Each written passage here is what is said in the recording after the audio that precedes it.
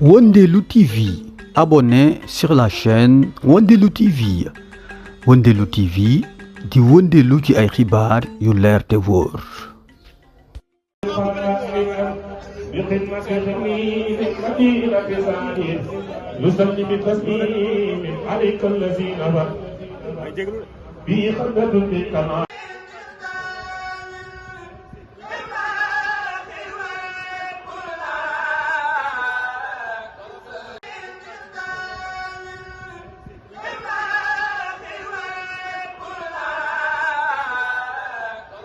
Le restaurant Passe Food ana ñi ko taamu ci li gën ci wàllu restauration Passe Food dellu si waat na ci accueil bu neex bi avec des filles souriantes da ngay yegsi rek dal di bëgg dans une salle climatisée terrasse bi nag moo dàq ci biir Passe Food. Alors donc vous avez le choix Passe Food ni dama dellu si waat oo sax nga reetaan ba kontaan. Passe Food nous sommes situés sur la route de Yoff en face Ecobank bi boo yegsee ba ci banque bi rek da nga ñuy seen ci bërëb bu neex bi te sell. Passe Food le meilleur de la restauration.